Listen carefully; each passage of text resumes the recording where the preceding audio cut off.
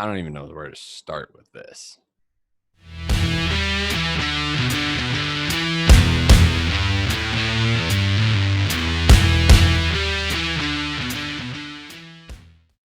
Hey guys, welcome to the Editing Bar, the channel that brings you writing tips that make sense.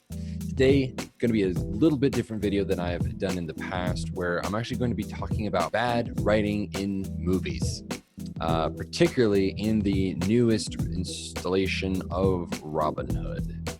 It was just wow. So I'm going to try and edit this as little as possible and try and keep it as concise as I possibly can. But if you don't want to hear any spoilers or anything like that, I am going to spoil the bejesus out of this movie.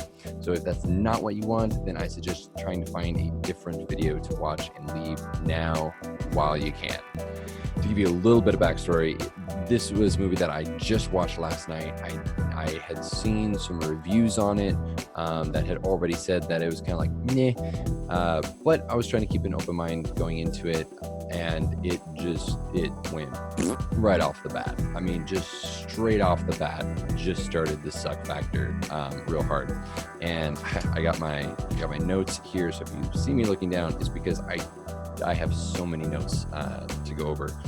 So to start off with, this movie is basically Robin Hood meets The Italian Job, meets Gangs of New York, meets Assassin's Creed, meets Van Helsing, meets Hunger Games, meets Game of Thrones, and fails at pretty much every single one of them. There are like 3 or 4 different movies. It got some of The Matrix, I got some Sherlock Holmes, or one scene in particular felt like very Sherlock Holmes, one with Robert Downey Jr. And we'll talk about that one. And then you had Matrix. It was all over the place. It was seriously like the script writers had just finished writing whatever movie that they had just completed, and they're like doing way too many shots of tequila. They're like, hey guys, you know what would be amazing? Just taking all of these movies and just like all together, just in a big pot. Like, oh, can you imagine? And everybody, I could just see everybody else going, oh man, that just like, sounds amazing. I'm pretty sure that's what happened. And we'll get into some of that. But the whole reason why I'm doing this video is because it was so bad. I feel like there's things that you guys can learn and take from this, so that way you don't do it in your own book, in your own writing. You can avoid some of these things. So the first one was really bad dialogue. The dialogue between people was just awful. It was bland, it was boring, but one particular quote just blew my mind with just how bad it was, that my jaw literally dropped. It was when Marian is trying to give Robin a pep talk and, helping the people, rise up against the evil rich people. We'll get to politics next. But she's like, if not you, who? If not now, when?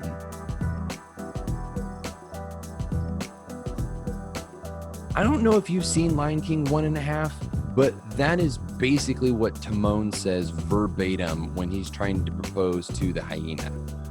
I mean, I literally, my mind could not fathom the fact that they had put in such a crappy piece of dialogue. I mean, it just lacked all sorts of them. It lacked any emotion whatsoever. It was just insane. I was just like, they did not. The laziness that is required to write something like that is just mind-boggling to me. So then we get into the politics, right?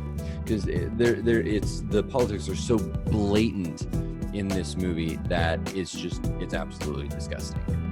You have the evil rich people who are, you know, making war on other countries so that way they can turn a profit and they can tax the poor people, and the poor people are the ones that are, you know, left defenseless and all this kind of stuff. And I know that in large part that fits with a lot of the Robin Hood themes in even some of the other older movies, but it was so politically oriented that in the other ones it's not so much. It's just like, these guys are jerks, they take our money, and then Robin steals it back.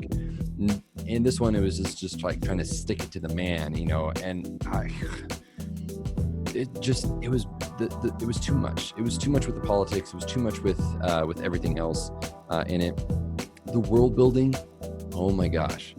I get that there is a stylistic aspect that they are going for, because they saw the new version of King Arthur, which I have not seen and I probably will not see because it looks like absolute garbage. This was along those same lines. It followed the same lines with stylistic things, with the slow motion jumping and fighting, and it was The Matrix meets Robin Hood is essentially all that it turned out to be, in large part. But the world building, they have auto crossbows, so they have automatic crossbows where there's like cha-ching, cha-ching, cha-ching.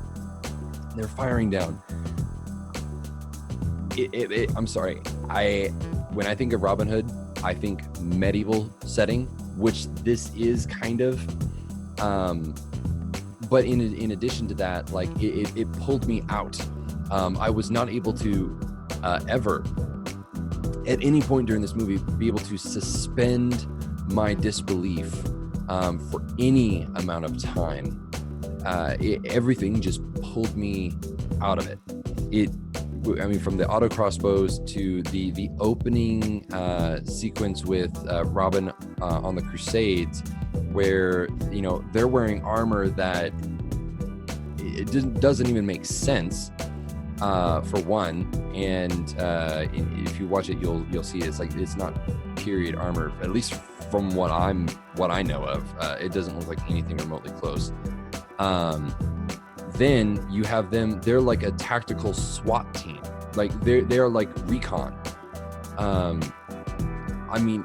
The leader dude looks like the freaking guy from Call of Duty with the handlebar mustache mutton chops things. I mean, McTavish, I think is that's what he looks like. That's how he sounds. That's how he talks. And he's like, Loxley, you need to follow orders. And I'm like, did you get the voice actor for this guy? Did you get the actual actor who inspired this guy?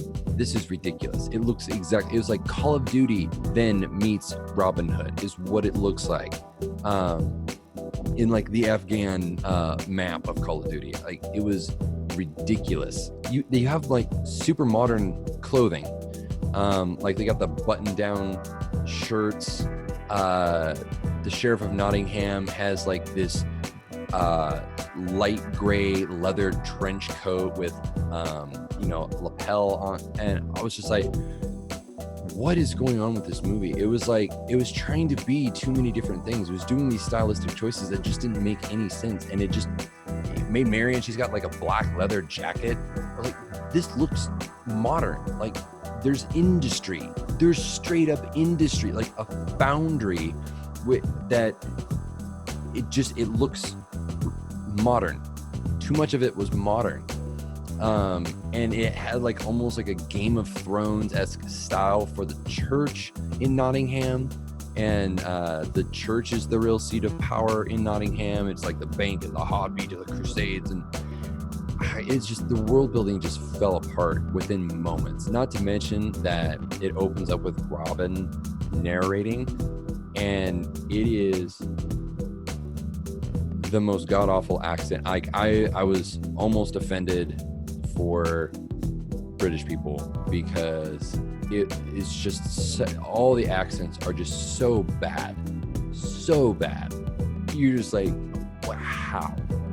So how does that all relate to writing? Well, with what they failed to do here was they failed to have a consistency within the world building themselves. They just kept adding stuff. They kept having, they had like this Hunger Games style ball where everyone looks like they just came from the Capitol to party hardy with the Sheriff of Nottingham. It doesn't make sense. It doesn't look like it should be there because it's not supposed to be. You have Little John, and we'll talk with him about him in just a few minutes. You have him lose his hand. It gets chopped off with a sword. Do you want to know what doesn't have blood? The sword and the hand. There's no blood squirting out of the arm, nothing. There's literally no blood on the ground. He's laying there, and there's nothing. Do you know how much blood is going to be coming out of someone's arm if you chop their hand off? Do you see the veins right here? Like, how is there not going to be blood? So little things like that, little world building details is how you make or break your world. So pay close attention. The big aspects of the world, you can kind of fudge a little bit more, but those little details are the ones that actually build consistency. Not to mention that, like, later on, there's like a 3.5 minute training montage of Little John teaching Robin how to use arrows, like Legolas, basically. It's just dumb. And so you're like, so he just goes from like, okay, he's good with the bow and arrow, to he could compete with Legolas in an archery competition. Like, no. Moving on to the romance, right? So if you're writing romance, don't do it the way that they did it in this movie, which is you essentially have Maid Marian at the opening scene with a scarf on her face that's pretty much sheer, so you can see her face through it. Tries to sneak in, and she just kind of looks like a ninja, but it's like it's a hard ninja fail, because when she gets in there, she's like immediately noticed by Robin, and Robin's just like, "Oh, are you trying to steal my horse?" She's like, "Yeah, kind of. Well, whoever owns it, like, they don't need it because they're rich." And so then it's kind of like, he's like, did you just assume my wealth? And so they have this dialogue, and he's like, well, I'm the one who owns the horse. I kid you not, that is very close to how the accent sounds, and it sounds awful. It sounds awful the way that they do it in the movie. And I know I'm not doing it any better. So she has a ninja fail, she assumes his wealth, and then they instantly fall in love because he gives her the horse in exchange for her name. And she's just more than happy to be like, I'm Marian. You can call me Marian. And it's just, oh my gosh, it's just instant love. They're just like, oh, all over each other. It's just gross, and it's just unrealistic. I'm just like, I don't give a flying rat's fart about this couple. And you're supposed to want to cheer for Robin and Maid Marian. Like, that's the whole point of that. That's half the story of Robin Hood, is his relationship with Maid Marian. And they just don't do that. So don't set yourself up for instant love unless there's some sort of potion involved. And even then, I would try and not do that, because it's not needed. It's overused, it's overdone, and it never works. It just doesn't work because it doesn't allow you to build the relationship. And we'll get to that, like how they could have improved that here in a minute. So then he gets called to the Crusades, and Robin's like, will you wait for me? And she's like, oh yeah, I'll totally wait. And then, so like, as he leaves, she's like back there with her little sundial watch going, yep. All right, I'm done. I'm going to go find myself a new man. She waits, I think it's maybe 2 years or so, and he's dead, apparently. Or his name is read off the list as dead. And so lo and behold, he shows back up, very much not dead, and she's already found another guy, and for that, but because it's used in the same tropish way, the same cliche of like, oh my gosh, well, he's dead, so I'm just gonna go find somebody else. it's just, it doesn't work. So don't do that in your writing, because honestly, you're just going to piss your readers off, because they don't want that. It's not relatable. It's not interesting in any way, shape, or form. So let's talk about the characters, right? Because this is ultimately where the movie fails. It's not the plot, even though it sucks. It's not the world building, even though it's bad. It boils down to characters.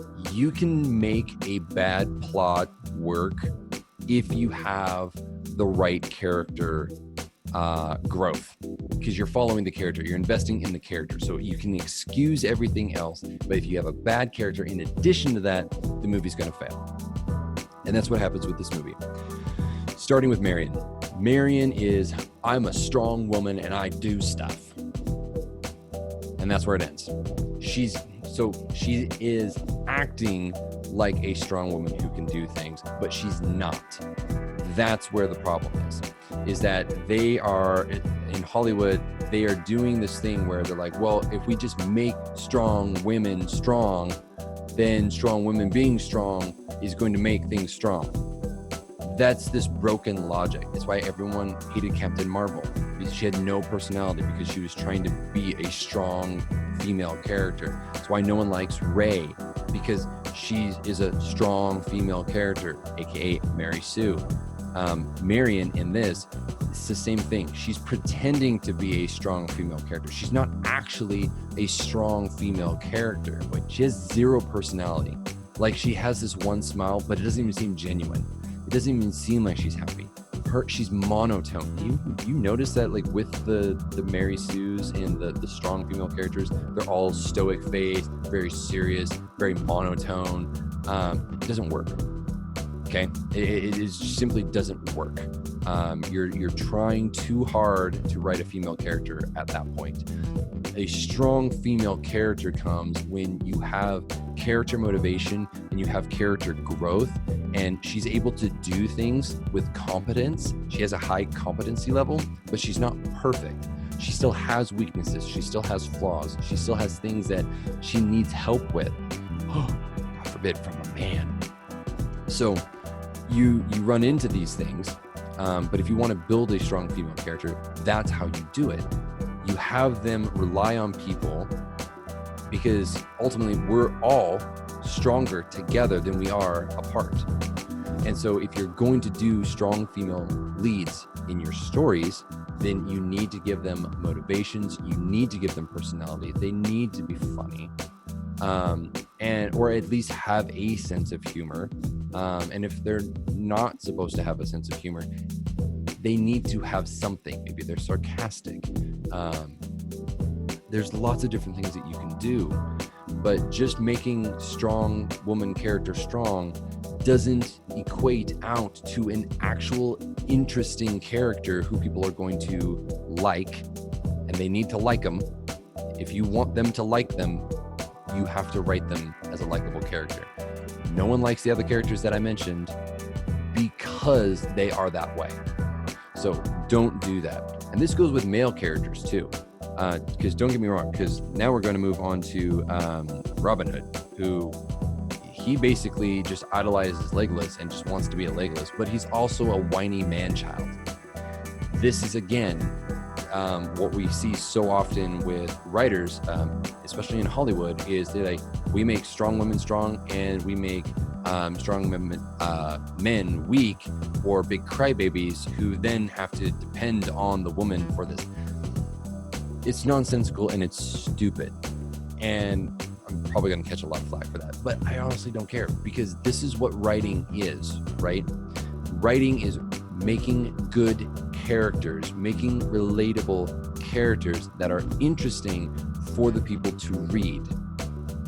You can still insert political views and those types of things, but if you do that with a heavy hand, people are not going to read it. That's why you see movies that are so politically driven and have such a political narrative. They are tanking. Books with that, same thing. People don't want to read that for those reasons. They want to read for an escape. So you have to give them characters that they can relate to, that are interesting, and that reflect them, right? So when you have Robin being a whiny man-child, he's like, I don't want to save the people. That's not Robin Hood. Okay, Robin Hood has, for the longest time, a sense of duty to the people because of the wrongs of the sheriff and the king and bad king. King John doesn't even show up in this. It literally, he's not even mentioned. It's just the king is mentioned. That's it. But it's not John. So you have this character who is a whiny man-child. It goes against everything that Robin Hood really stands for, and it's not Robin Hood at that point, right? It's somebody pretending to be Robin Hood. It's fan fiction. And when you then turn him into a Legolas wannabe by having him learn how to shoot like 5 arrows at a time, and like 2 arrows a second, like I don't even think that's possible, for one. And if you're into archery and you're able to do that, comment, let me know, because I'd be interested in that. I don't see that as possible. I see that as something that like friggin' Legolas is able to do in Lord of the Rings, and then that's it. So he has a level of competency, but it's undermined throughout the movie, in my opinion. And then you have John, and John is the whole reason why Robin even does what it is that he does, because he just about kills Robin, gets his hand chopped off, his son dies right off the bat and was beheaded.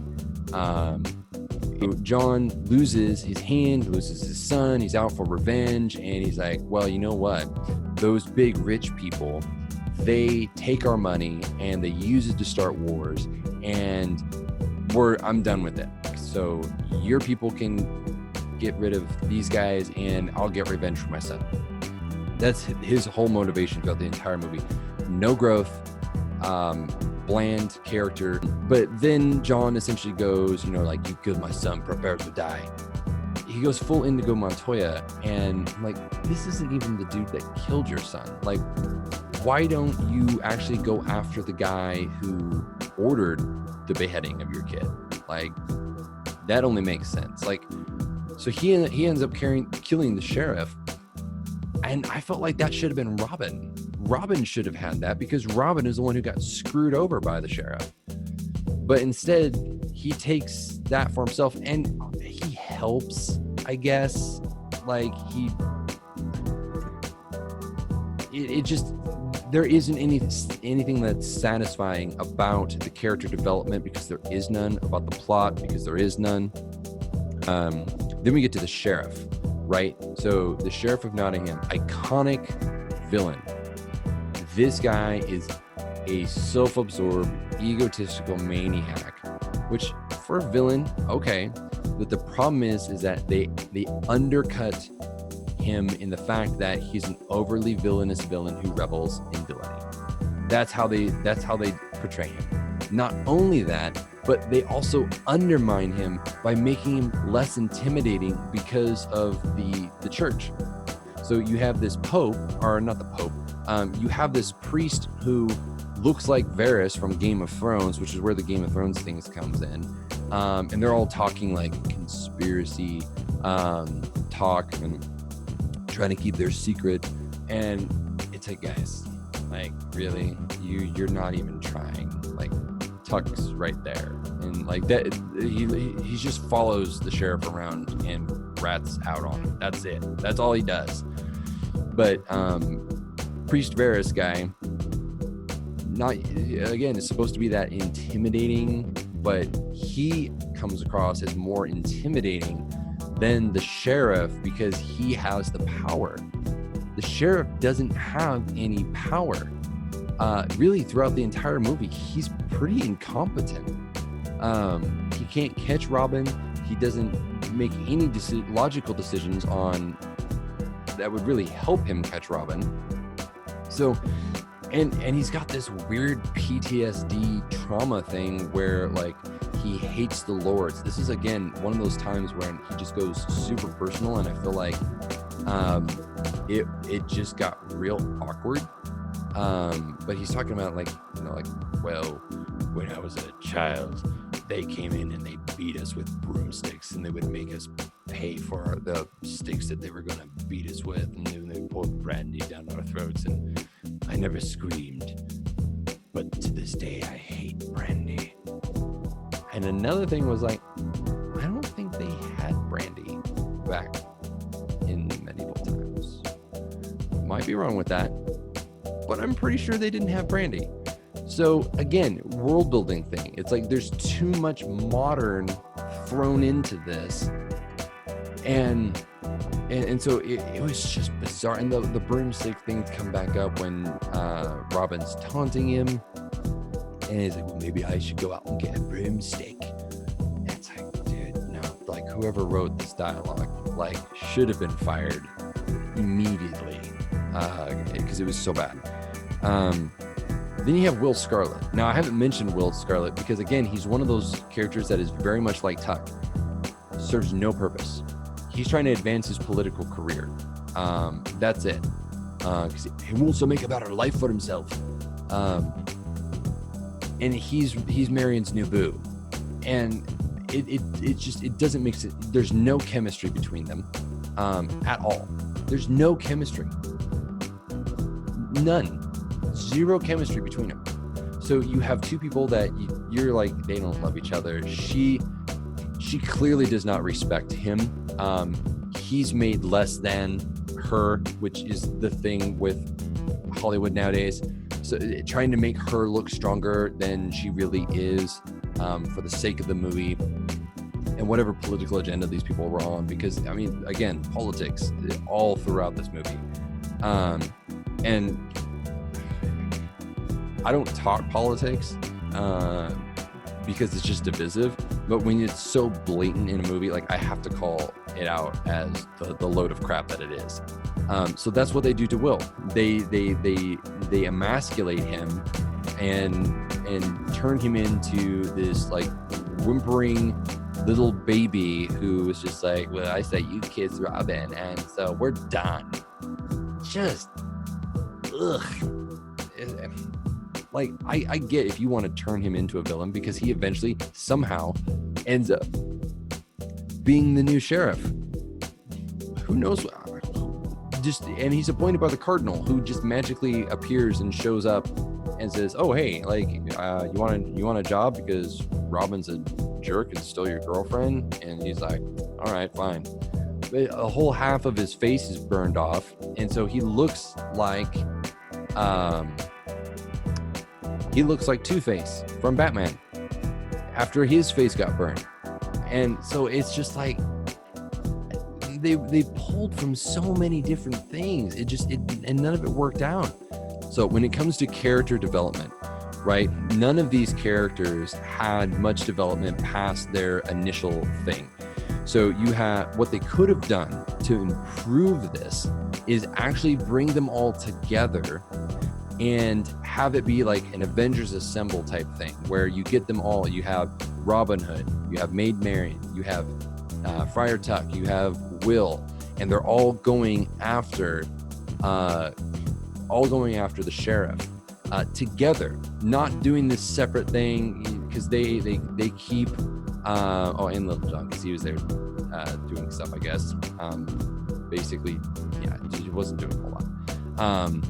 But you have Maid Marian kept in the dark, and when they really should have had her be a part and had this dynamic between her and Robin that would provide some intrigue, provide some angst, and help kind of flesh out both of their characters a little bit more, and actually show how they come to depend on each other in a different way than they would have initially. So, like, to see like an actual relationship, go figure, actually take place. But they don't do that.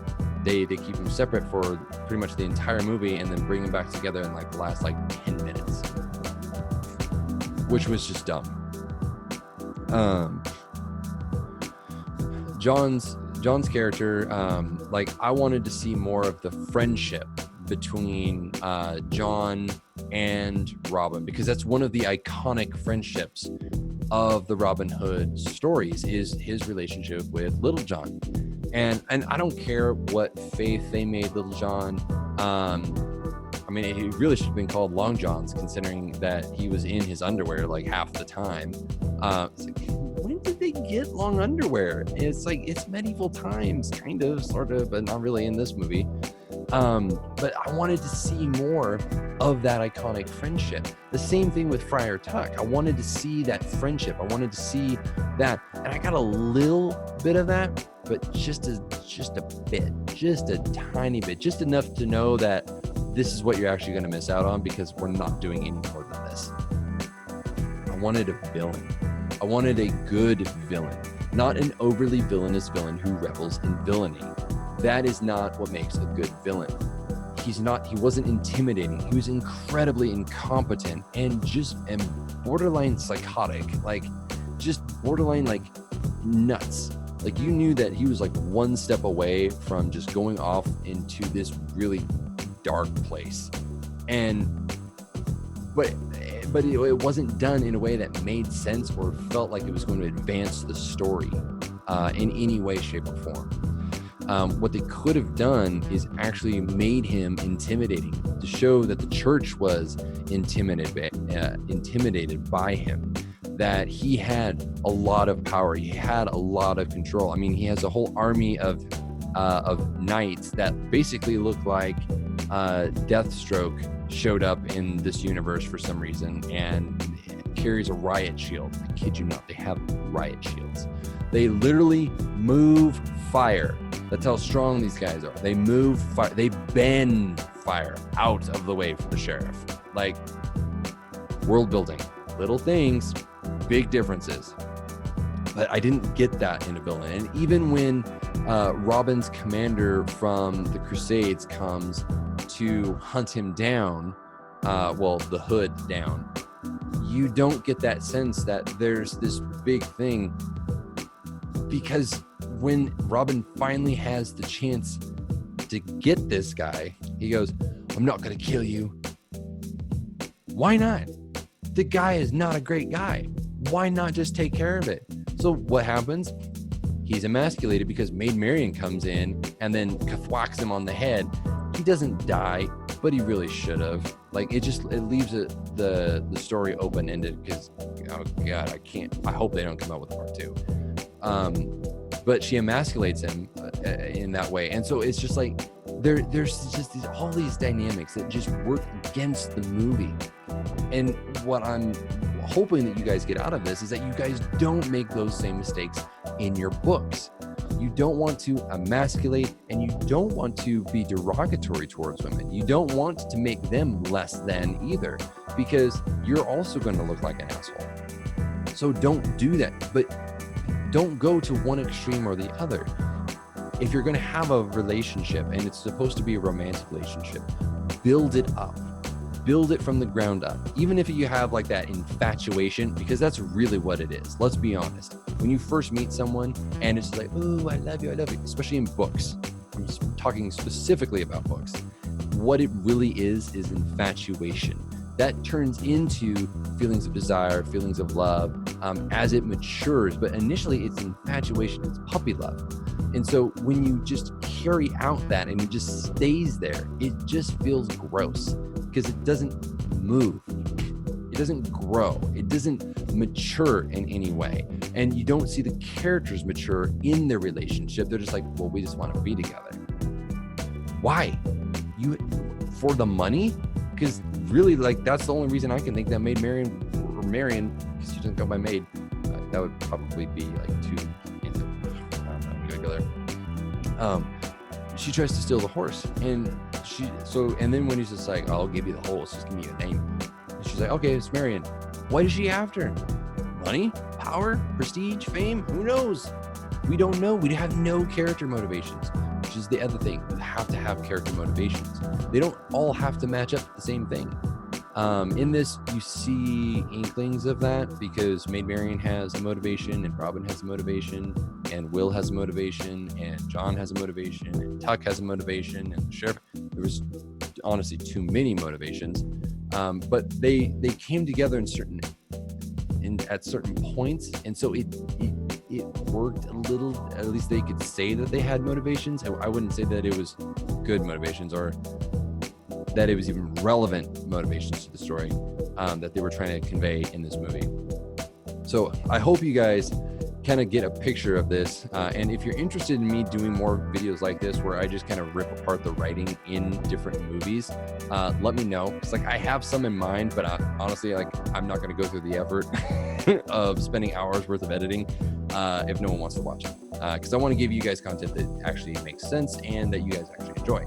So if you enjoy me kind of finding these plot holes and kind of tearing the writing apart so that way you guys can write better, please comment below and let me know. And I'm happy to start doing that and trying to build that into my YouTube channel, because this is actually something that I've thought about doing for quite a while, and several people have asked me to do, but it's because they know me, and usually because I go on a fairly long tirade about how bad a movie was and the writing and stuff. So if you guys want to hear that, comment below, let me know. Also, if you haven't already, go down, hit the subscribe button and hit that little bell so that way you know when I go live, which I do, or when I upload new content, you'll be the first ones to know. And I just got to say, because this was super cool, down below, I've placed a link for Pro Writing Aid. They have 50% off going on right now on their stuff. So if you want to jump on that, which I highly recommend you do, if you want to take that up to the next level, go follow the link. It is an affiliate link. I make pennies off of it, but every penny helps the show. You don't get charged anything extra. You still get 50% off regardless. So either way, it's a win for you, but it does help support the channel and what I'm doing here. So thank you guys so much. If you have any questions, comment below, let me know. Until then, I will see you next time. You guys take care.